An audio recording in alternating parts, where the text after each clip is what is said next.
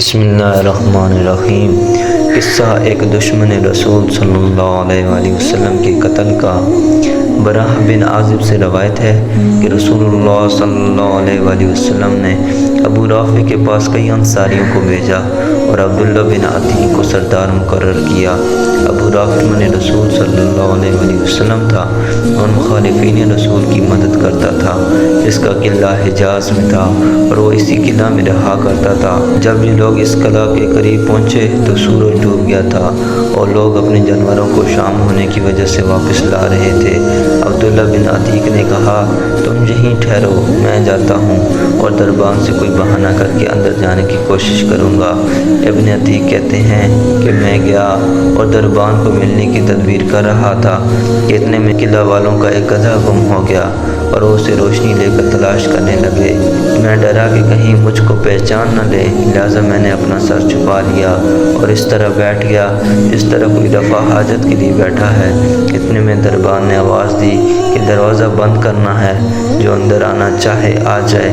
دربان نے عبداللہ کو یہ خیال کر کے کہ یہ ہمارا ہی آدمی ہے آواز دی کہ اللہ کے بندے، تو اندر آنا چاہتا ہے تو آ جا، کیونکہ دروازہ بند کرنا ہے۔ عبداللہ بن عتیق کہتے ہیں کہ میں یہ سن کر اندر گیا اور گدھوں کے باندھنے کی جگہ چھپ گیا۔ دربان نے دروازہ بند کر کے ایک چابیاں ایک کیل میں لٹکا دی۔ جب دربان سو گیا میں نے اٹھ کر چابیاں اتار لی اور قلعے کا دروازہ کھول دیا تاکہ بھاگنے میں آسانی ہو۔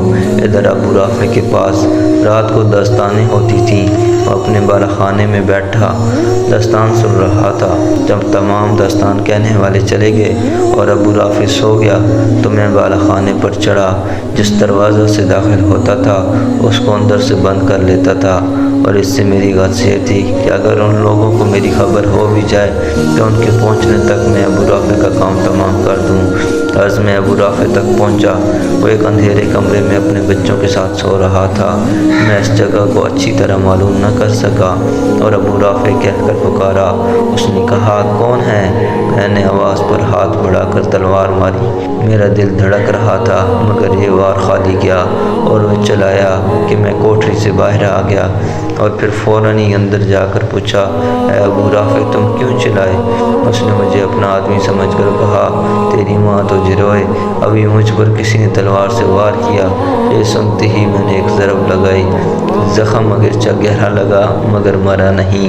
اس کی بیوی بھاگی اور وہ چیخا۔ میں پھر آواز بدل کر مددگار کی حیثیت سے قریب گیا تو وہ چت پڑا تھا۔ میں نے تلوار پیٹ پر رکھ کر زور سے دبا دی، ایک ہڈیاں ٹوٹنے کی آواز سنی، تلوار چیرتی ہوئی پیٹھ تک پہنچ گئی۔ اب مجھے یقین ہوا کہ وہ ہلاک ہو گیا ہے۔ پھر میں واپس لوٹا اور ایک ایک دروازہ کھلتا جاتا اور سیڑھیوں سے اترتا جاتا تھا۔ میں سمجھا زمین آ گئی، چاندنی رات تھی۔ میں گر پڑا، پنڈلی ٹوٹ گئی۔ میں نے امامت سے پنڈلی کو باندھ لیا اور قلعہ سے باہر آ کر بیٹھ گیا اور دل میں طے کر لیا کہ اس وقت تک یہاں سے نہیں جاؤں گا جب تک کہ اس کے مرنے کا یقین نہ ہو جائے۔ آخر صبح ہوئی، مرغ نے اذان دی اور قلعہ کے اوپر دیوار پر کھڑے ہو کر ایک آدمی نے کہا، ابو رافع حجاز کا سوداگر مر گیا۔ میں یہ سنتے ہی اپنے ساتھیوں کی طرف چلا اور ان سے کہا کہ جلدی چلو، اللہ نے ابو رافع کو ہلاک کرا دیا۔ اس کے بعد ہم نے رسول اللہ صلی اللہ علیہ وآلہ وسلم کو آ کر خوشخبری سنائی۔ آپ نے میرے پیر کو دیکھا اور فرمایا کہ اپنا پیر پھیلاؤ۔ میں نے پھیلایا۔ آپ صلی اللہ علیہ وآلہ وسلم نے اپنے دست مبارک سے اپنا لب مبارک پھیر دیا، ایسے معلوم ہوا کہ اس پیر کو کچھ ہوا ہی نہیں۔ صحیح البخاری باب القتل ابی رافع۔ صحیح اسلامی واقعات، پیج نمبر 137 to 140۔